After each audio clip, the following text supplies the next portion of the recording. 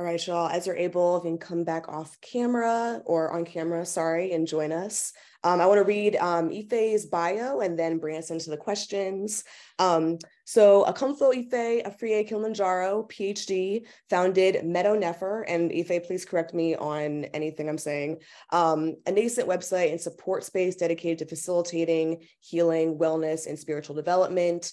She also co-founded this Wind and Warrior, a spirit movement workspace created to integrate activism, healing, and spirituality. Dr. Ife's work is inspired by her extensive experience as a researcher, writer, healer, activist, and a Akomfo priestess in the Akom spiritual tradition. She also co-authored Mott, Guiding Principles of Moral Living, and recently authored My 13-Year-Old View, Sky Island Journal. Dr. Ife's recently released book, which we'll be discussing today, Remembering Purpose, was published in February of this year, where she explores discovering and defining life purpose. And she currently is transitioning from Soul Fire Farm as co-director and managing director to now working with the U.S. Climate Action Network as their executive director. So really grateful to have her here in this kind of stressful transition period, but very exciting space that she's in. And Ife, did you want to add anything else to your introduction, just to make sure I'm missing anything? Well, one thought did pop in my mind. I'm an HU grad, so I know we're in the space of some Howard, HBCU folks. So yeah, a proud Howard grad. Love that. Can't miss that. Can't miss that. Wonderful. Well, I want to quickly just kind of prime us for this discussion, orient us to kind of this particular audience for this particular space. I think there's so many ways to engage with this book, but wanted to kind of orient us to the role many of us have as sustainability professionals. So anyway, so in this book, Ife, you give us part of your life story and take us through key moments of your childhood and adulthood that led you to this present lifetime as we understand it. And this is documentation of your journey. It was inspired by your daughter who asked to read about you, which I think is super special for a way that inspired you to write this and offer this to us. So you decided to section this book into letters to various parts of yourself and aspects of self, including speaking to your mind, soul, ancestors, both known and unknown, and mother's nature, to fully encompass what we mean when we talk about the non-human elements of our environment and ecosystem. And I think the way in which you do this was really special for me to read. And I think there are so many others that also can relate. And this is, relatable in many ways. And so given your calling to work on environmental justice issues through your traditional healing work and through your more logistical expertise as director of environmental centered organizations, I believe this book has a unique offering for us in the movement to learn how we can take time to reflect on our life purpose. We're now in a time where we have many parts of our society and institutions kind of being questioned and really like fundamental decisions kind of being brought into question here. And so I think it's really important we go back to the beginning and understand how we got here, what systems we find ourselves entrenched in or trying to get out of. And so I think if we don't do this work, we won't really understand why we're here. We'll be circling around issues, been festering for a while. So I think it's really important to have spaces like this to really make us be more present with what we can do with our resources and capacity at this time.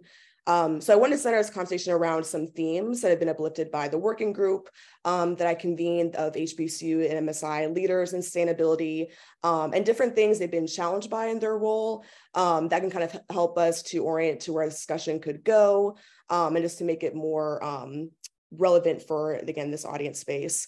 So some themes that have been kind of rising up in these conversations are competition of budgeting between departments and funds not being allocated directly to sustainability programming, lack of representation of BIPOC staff in sustainability offices or in senior level positions, and breaking through what we call the green ceiling. Having to constantly prove yourself or prove that BIPOC frontline communities are deserving of adequate resources and direct funding instead of going through a third party. Having real tangible opportunities and capacity to prioritize collaboration with peer institutions to advance collective sustainability programming at local, regional, state, and national levels, and having a broad understanding of implementation around understanding intersectionality and equity being integrated into internal logistics, development of sex metrics, and sustained partnership development. So that's a lot, but I want to quickly just orient us to those issues being very relevant, ever present in our work together. And the first question I have for you, Ife, is what was your hope for this book's engagement? Did you have glimpses of the kinds of conversations you wanted to have and the legacy of the book in mind? Or was this completely separate to you needing your own outlet? And then after, what is your understanding of the give and take in producing such personal resources for community consumption? So please feel free to address that in any way. I can repeat things, but just to start us off. Going big. Let me take a breath. Absolutely, absolutely. I appreciate you. Thank you, Blythe. And I appreciate all of the work that you all have been doing together. And then, you know, what you're distilling, what you've just distilled, I think for all of us. My hope for the book's engagement, let me just back up a little bit and share that that there was something burning inside of me that needed to be born. And I listened. This is one instance where I listened to what that voice was telling me.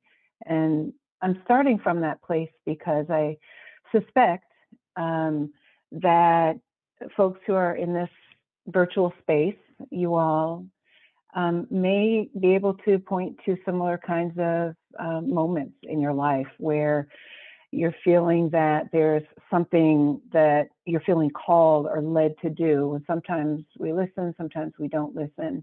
And in this case, this is the moment where I listened. I listened because, one, it was just speaking so loudly. Also, and I'm just going to move in concentric circles.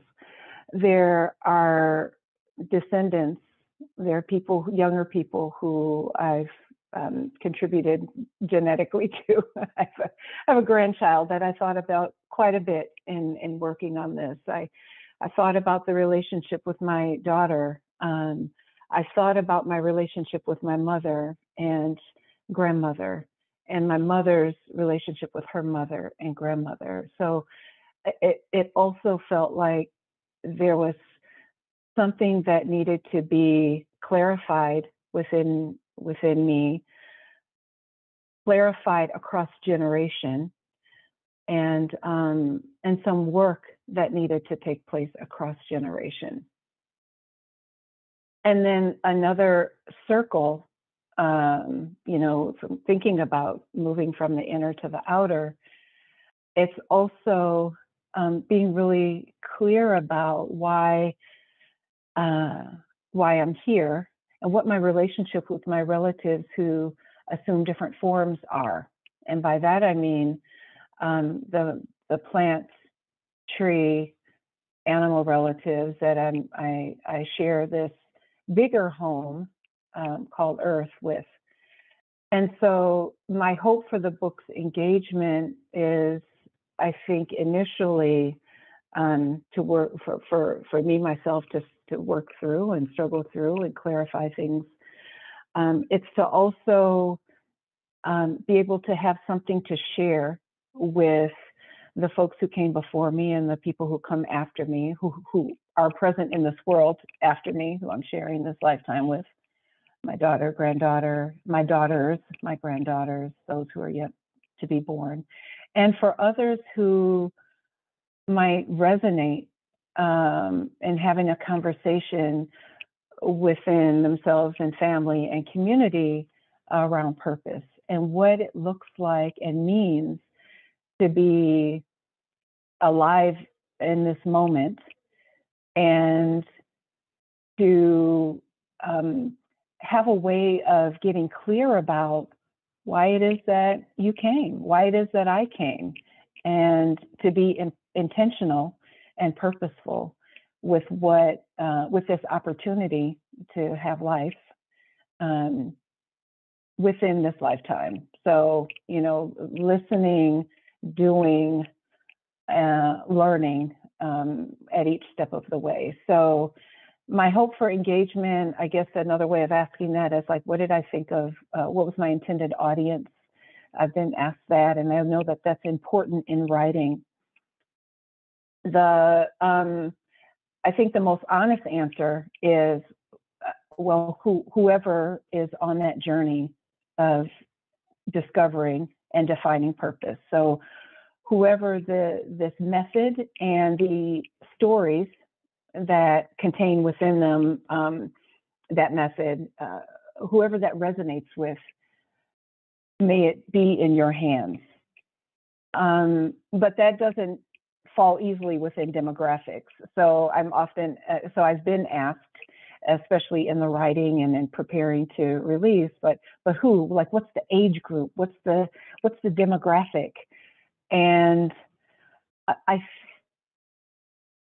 the easy answer, so maybe the less honest but easiest is, well, I guess it has been people who fall somewhere between maybe 25 and 45, possibly. But at the same time, there are folks in whose hands I've put this in who are my seniors, who have found something meaningful in it, because it wasn't their demographic that connected them with this book or that they found something in it, but rather it was the experience of, or the experience of being in this place where they're thinking about, for the first time maybe, or for, the 100th time, what they're doing here, what their role and their purpose is in this moment in their lives, this moment in history. And so I think that, the intention is for the material to make it to the places. And this is my prayer too.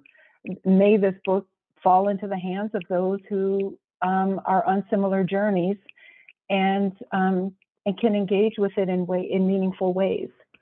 So I would say that. And then I also held my granddaughter and my daughters in mind, because there are so many secrets that we carry into adulthood, and that folks in my generation and my seniors have carried into adulthood, and I've seen the destructive way that the weight of these secrets bear down on folks. Secrets that are tied to very difficult experiences and traumas, and then also secrets that shouldn't be held as secrets, but because there are expectations for us to show up in the world in a particular way, we hide ourselves, we compartmentalize ourselves, we present ourselves in a way that we've been fed is acceptable, when it doesn't reflect our joy and our truest selves. So I wanted to, in thinking about folks who are younger than me, wanting to kind of deconstruct all of that. Like, it's okay to be who you are. It's okay to live outside the lines. It's okay to be who you are, be it, and kind of check yourself against a set of values and principles. Like, that might be the next book. Actually, as I look ahead, it's like, well, what does that mean when we're in community and in relationship with others? So what are the rules that need to exist, but that are that still value us in all of who we are and can be in the world?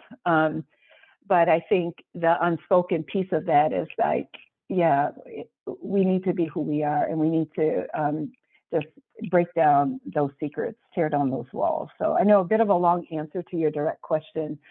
My understanding, this give and take in producing such personal resources for community consumption, it's what I just knew I had to give birth to this. And in the process of doing it, I was navigating the deeply personal experiences and traumas and mistakes and things like that that are written about. And, you know, what I kept leaning back on is, number one, this is life. These are things, some things that happen in my life. And I want to, as I mentioned before, just take away the secrecy around it, because so many people grow up and live alone and experience being alone as deep loneliness, because we think we're the only ones who have been sexually abused. We don't know how, you know, there's this hiding around it. There's, you know, around sexual identity, around economic security, or, you know, all of these things, family dynamics. And, but there's nothing, everybody's experiencing stuff, you know? So I just wanted to break down those walls of secrecy. I also wanted to like create speak to some of these things so that like my gran won't feel like she can't bring stuff up if things happen, you know? Like, I don't want her feeling like, I don't want anyone who's 12 years old feeling like they can't talk to somebody because they have to hide, because they can't be who they are, because somebody told them they have to keep something private that shouldn't be, who can't say that they need help when they need it. Like, I wanted to break all of those barriers down, and how to do that then by doing it myself, you know? So, and, you know, my mom always told me there's nothing, and one of my teachers told me there are no secrets, only mysteries. So somebody knows something that you think you hiding. And so it's just like, why not? This is internally, this conversation with myself, create a situation where I'm learning and healing, and then also creating this space that, or presenting myself, showing up in the world in such a way that others can be affirmed and being, you know, who they are, and breaking down those walls and barriers and so forth in their own lives. And that sort of gets to, I guess, a question that I've heard come up around, like, what's the motivation in doing that? And I think for me, like, in principle, I'm motivated by just kind of listening to my spirit guides, listening to that voice within myself, listening to the voice within myself that's reacting to trauma, intergenerational traumas that have been passed down, that I want to disrupt and break, so that I'm not passing those also down to my descendants. And so I think there's something that I can't see that really speaks to that motivation. I feel like I have to do this. There's something inside of me that's speaking to that. And then also, I think, so that's individual, also within my ancestral line. Well, and that's also related with my ancestral line. There are things to disrupt and to break. And then as a human, a member of the human species, I'm motivated by lessons that I've gotten from, and one in particular, an encounter I had with a group of trees, where this might sound, you know, strange to folks if you're not oriented in this way, but it doesn't feel strange to me, nor do I feel strange saying it, because it's who I am. I had an encounter with trees that kind of taught me a lesson that, you know, there's like, oh, you know, I want to like hide and bury myself away, or go into a safe place and just be with the trees, just be on the land, and not be in touch with people, because people are harmful. They cause pain, they're destructive, and all that stuff. And then the trees are like, I mean, they're not saying this out loud, but what's coming up inside of me within the community of these elders is just like, don't tell us this, go do that work. go work with your people. because the trees aren't able to communicate that in the way that in a language that, other people would hear. I speak a language that other people hear who are of my same species. And so, it's sort of like how, what happens when white folks come into Black communities and be trying to, educate with a savior complex. I want to come and save you. I want to help you recycle in your communities. I want to help you learn how to, do this environmental practice or live in this relationship with nature in this way. When no, there are ways that we've been doing this thing. There are ways we've been living in balance with the environment. We don't necessarily need people to come from the outside to save us. We have knowledge within ourselves. Part of it, sometimes we have to remember what that is, but we have ways that we can draw upon. And so it was a similar kind of feeling. I won't say the same because the conditions are different, the beings are different, all of that. But I just want to speak to, there was just having that experience and getting back to that motivation, like, okay, I needed to include this aspect of being in conversation with the earth in this book, because it feels like there's something that needs to be said as a human being who is not about and who does not, who is opposed to hierarchical relationships and hierarchies between human and beings of other life forms. It's problematic. I have a problem with various aspects of, not various aspects, but, having been steeped in colonial capitalism and the ways that it just creates this stank, just on my life. And I'm constantly having to battle the mindset that shows up as, in ways that are associated with a capitalist mindset. And so it's like, so again, part of that motivation is then, what do I do about it? Well, this is one way. So I'm motivated by, I think, working that out within myself and my heart and sharing that process of working it out with others, with the hope that we can find one another and do that together, with the hope that those who are also doing that will continue to do that and know that there are others who are also working on those things. And so that's probably a 25-minute answer to a very direct question. So I'll just pause right there. Nothing is a direct question. Everything. Thank you so much. That was beautiful.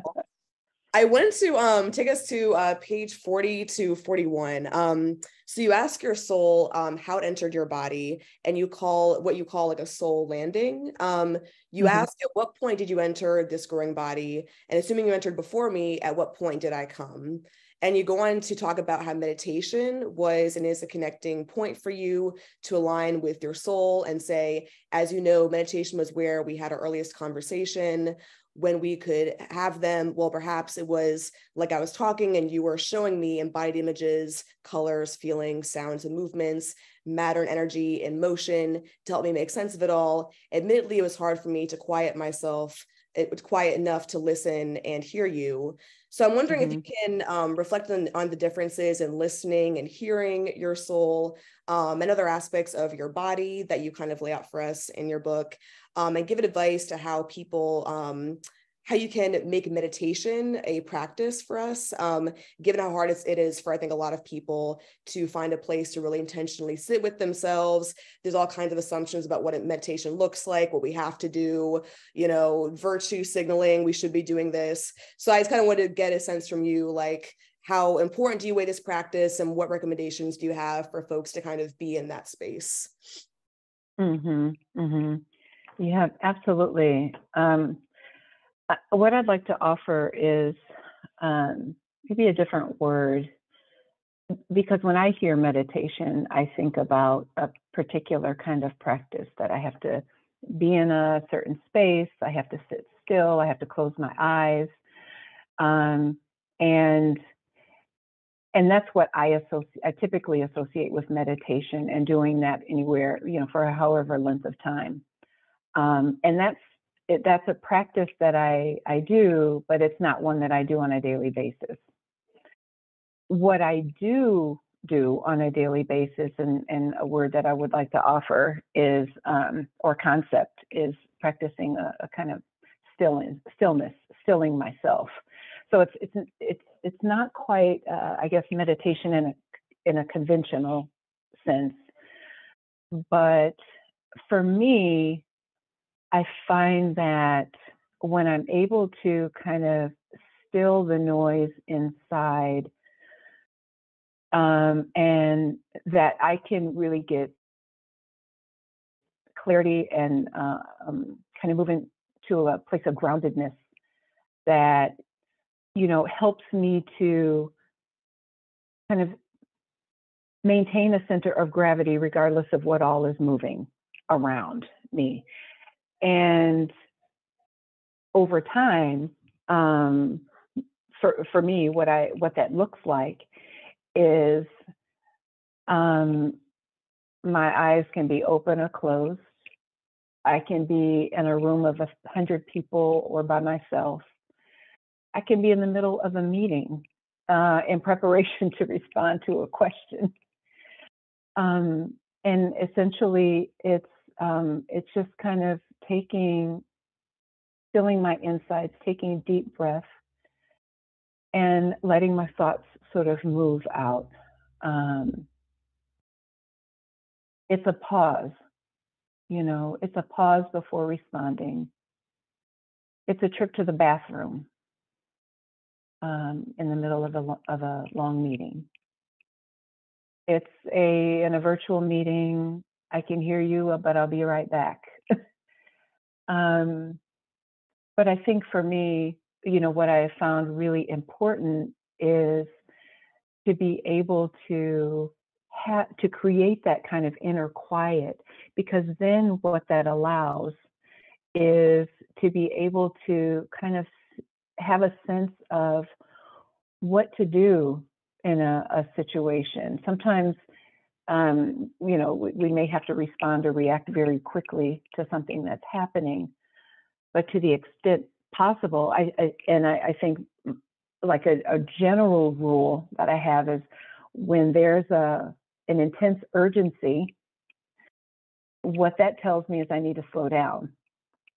So if someone's saying, you got to do this, we got to get this done right now, I feel like that's a perfect moment to say, wait a minute, I need to still myself for a moment. I need to take this breath. I need to take this pause. I need to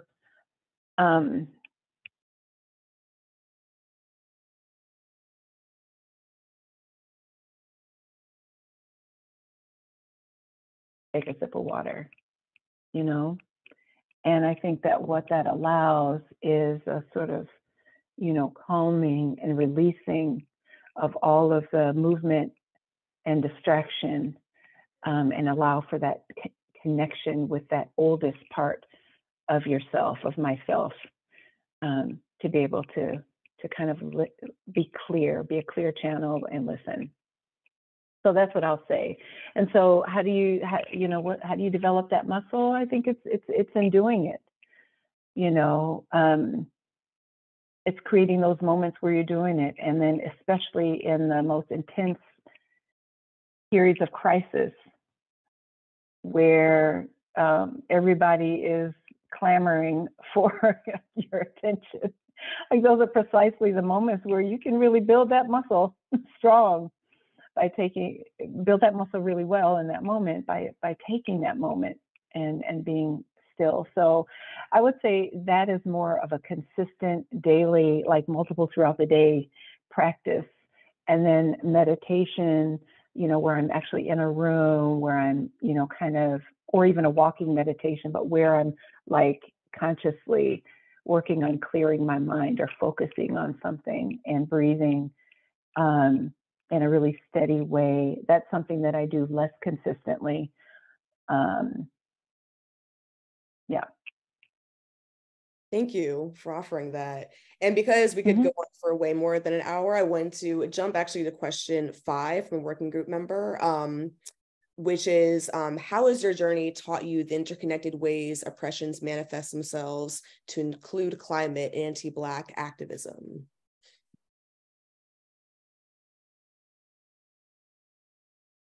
How has your journey taught you the interconnected ways that oppressions manifest themselves, to include anti-Black activism? So I'm curious about this is what I'm hearing, what I'm getting from this, and please correct me if I'm wrong, is like, how have I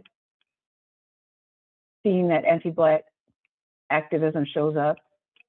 That's what I'm in these various spaces and places. Mm-hmm. I mean, what I've seen in everywhere that I've been in the world, and every little town around the country that I've been in, every little, big, whatever. I've taken several trips, driving trips across the country, and all of that. It's that. I mean, number one, Black folks are under, or at least there are attempts, it seems, to have Black folks under everybody's foot, no matter where in the world we're talking about. And if we're not talking about Black people, we're talking about whoever the darkest people are always systematically mistreated. And so then why and how and where have I seen that, based on my experiences, show up in movement spaces and in activism?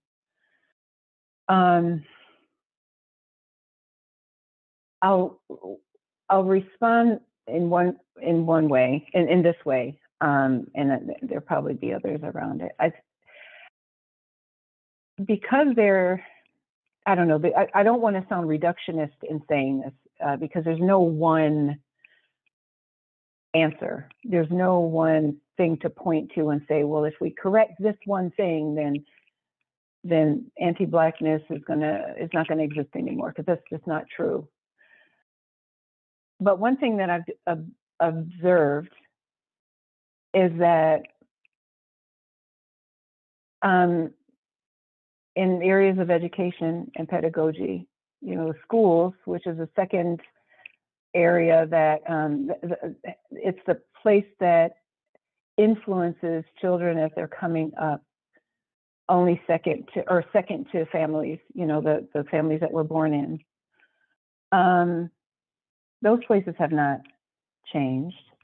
What children are fed in schools and how we're fed and what they come up in, reinforces these ideas, but they're more than ideas, because ideas live in the head, but these core embodied beliefs that Black people are less than everybody else. And so then, even where later in life there are attempts to intellectually offer other bites, other tidbits, other messages, like in higher education or community centers and so forth, it comes after these decades, or these many years of indoctrination within educational systems that again are reinforcing these hierarchies, this notion of hierarchy, which is that somebody or something is above someone or something else. And when we have that overlaid on our head, when that is how we're oriented to the world, to see things being arranged as higher to lower, better to lesser, then it is natural to fit people within those. And with the history that this country has, it's whiter to Blacker, it's lighter to darker, it's wealthier to poor. So it's like all of so people are communities and the organization of jobs, all of these things are fit within hierarchies and power dynamics, and then benefits of society get associated based on where people fall within these hierarchies. So all that to say that I think in one way that people even have the framework or the overlay, the imprint to consider it, to hold any aspect of white supremacy and anti-Black notions. I think that we've got the receptors for that. It's how folks come up, over the years. People don't just become anti-Black when they encounter, activist spaces or movement spaces for the first time, but rather, from early on, folks are raised in particular ways to embrace or to, I guess, not question that this is the reality of things. So then when we come up in activist spaces, it's like, of course, anti-Black racism is going to show up, and I don't say that lightly, like, oh, it's, I'm not trying to be light or not appreciate the seriousness of it, because it's our lives are on the line. People's lives are on the line. So I think education is a big thing area. I think that there's a lot that folks kind of get away with. I think that there's in so many ways Black folks are putting fires out and trying to organize and strategize in a variety of ways that it's like it's jarring sometimes when things show up, and surprising, I think, sometimes when it shows up among other people of color, which kind of gets to another aspect. Sometimes I think whatever the stories are that people of different ethnicities and cultures are fed as they come up can make space for anti-Black racism to show up. And so I don't know, those are a couple of things that come up for me around that. And then what in my experiences has helped me to see that and notice that. I think it's having been in different spaces, it's having observed as a person who is light-skinned, and there are things that I've heard said and having engaged with that where I've had to challenge that,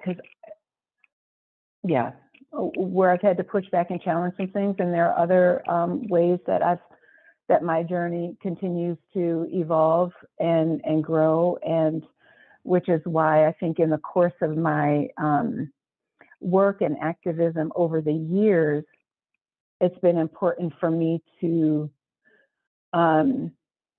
support leadership of Black folks, particularly those who are darker than I am, and support leadership in those spaces. So where I've been able to offer support and expertise has been from behind the lines, and so I explicitly remember, moments where we were mobilizing against administration at Howard, which I think happens every few crops of students. There's always been a pushback against the administration, and so to have been able to stand alongside but behind the scenes in working with folks has been an important contribution that I feel that I've been able to offer, or I guess an important position to take and make. And so, yeah. seen it, been in it, ain't about it. And I think we've got to address it when it comes up. I really appreciate, I don't know if she's still on, but I think I saw Rosita join, and Rosita is at USCAN and has been leading some really important work in helping, providing support to members who are trying to help folks to overcome the anti-Black racism and other forms of ism that show up and manifest. And I think, Blythe, you've been involved in some of that work as well. As a way of trying to transform these spaces and places that Black folks are in, and that we're making important contributions to. Absolutely. Absolutely. And I need a part 2 of this conversation. We're already at time, so I'm going to limit my questions, and I want to open up to community questions. Anyone that has particular parts of the book you want to ask about, or general framing of things, but want to open up to everyone else here today.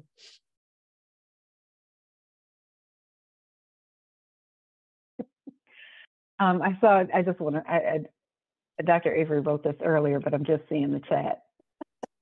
It went in the back of my mind, like, we can have a whole thing about HBCU stuff, but yeah, real competitive. Yeah, that'd be a whole nother conversation too, right?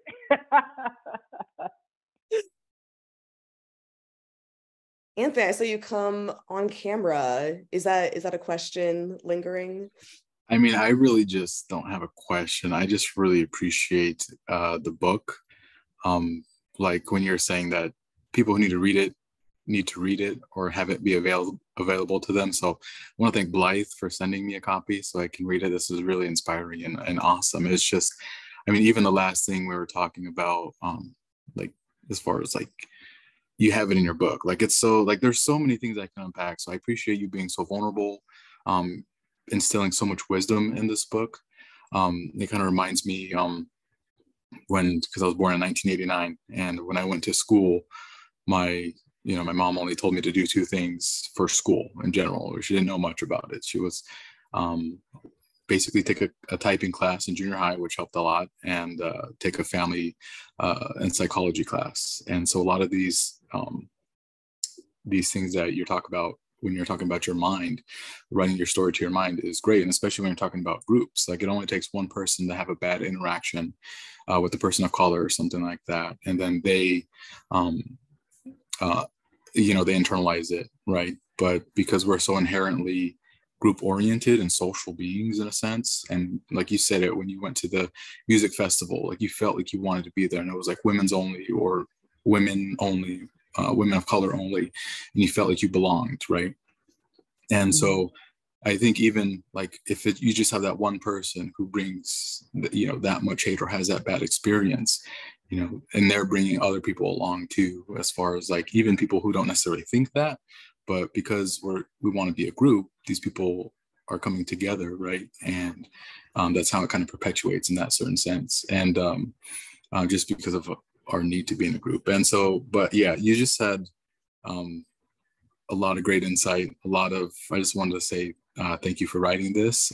This was especially the email from your daughter was touching, and I could relate in many different ways, right? And so but I don't necessarily have a question. I just wanted to share my appreciation and respect. So because this is kind of like, I feel like my mom told me to take that class in psychology, right? And so we learn a lot about these ideas in psychology and how to work with other people and do those things. And then she also tried to instill a little bit of spirituality, and you have a lot about that as far as like forgiveness and being silent and forgiving yourself,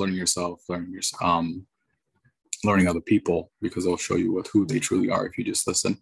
And then right now I'm just starting my master's degree, so it's kind of like it put me back into that mode. It's like just starting out again. So I feel like it was like where I need to be at this exact moment. So I appreciate that. Thank you.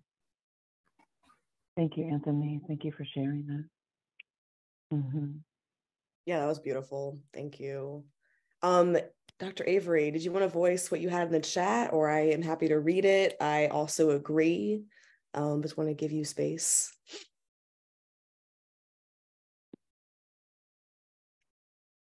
And maybe you're not in the place. Let me just read it, just make sure.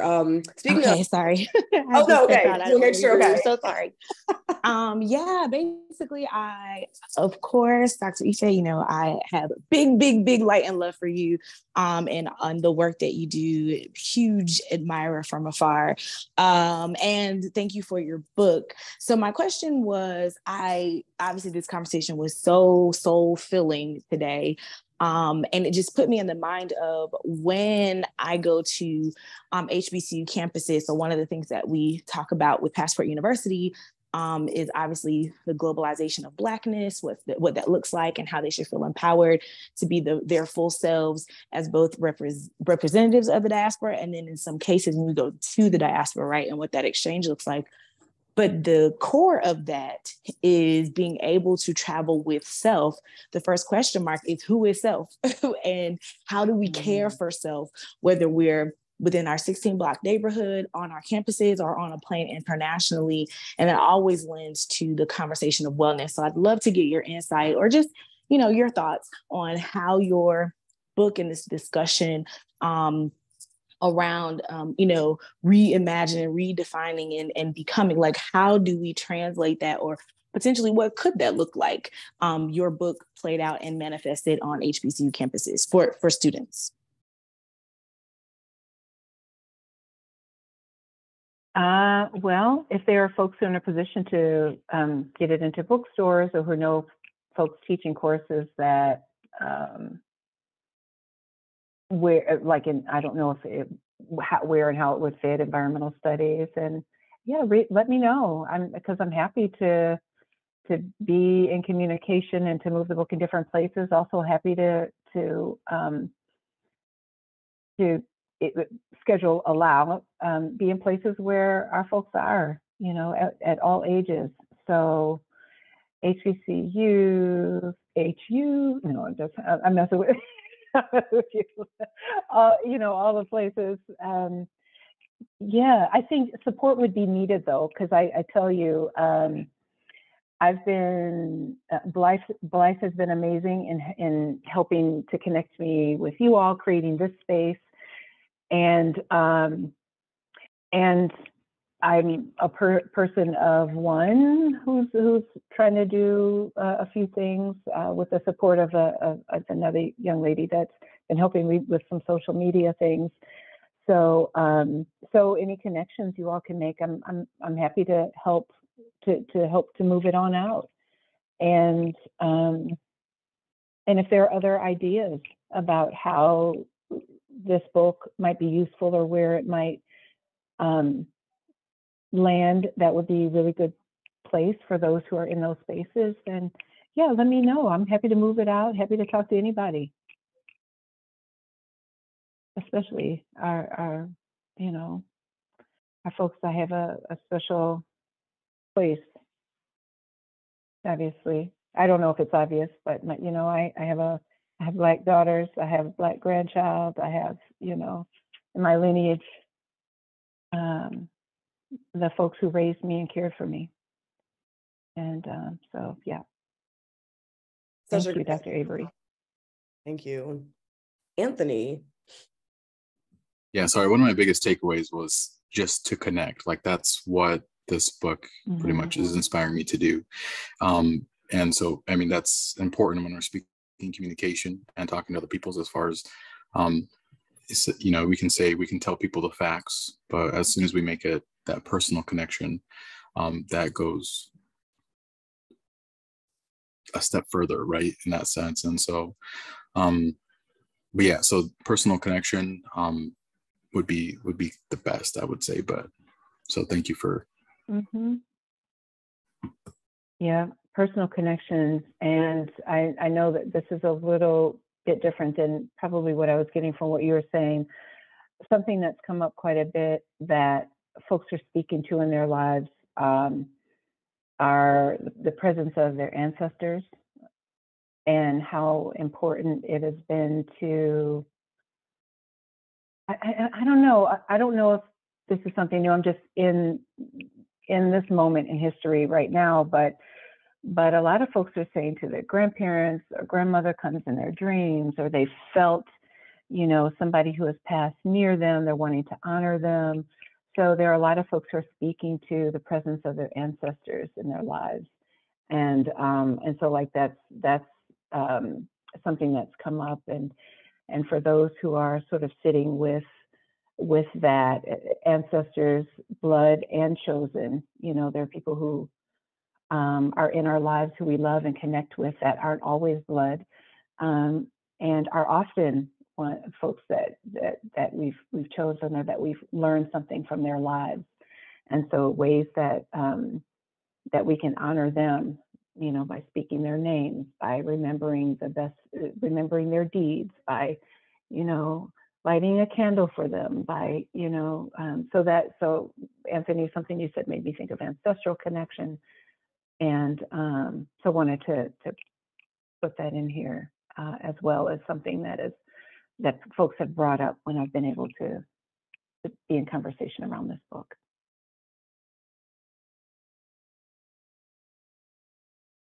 In our last few moments, I want to make sure people have a chance to follow up with you, Ife, and know how to engage with you, what to look out for, and also make space if you have a question for the audience before we transition now. And it's a hard transition. I can spend so much more time doing this, but we only have an hour. So really happy everyone was here today. But anything you want to speak to in either one of those things? Thank you. I do have to hop off, but I put my email here, and you're welcome to reach out. Yeah, thank you. I really, really appreciate, Blythe, the invitation. I really appreciate all of you all for your support and in participating in this space. And yeah, if there are places and spaces that I can, you think I would be able to talk about this book in, let me know. And if you have questions or would like to share any part of your journey, you're welcome to share, you know, respectfully and, you know, whatever feels comfortable. Because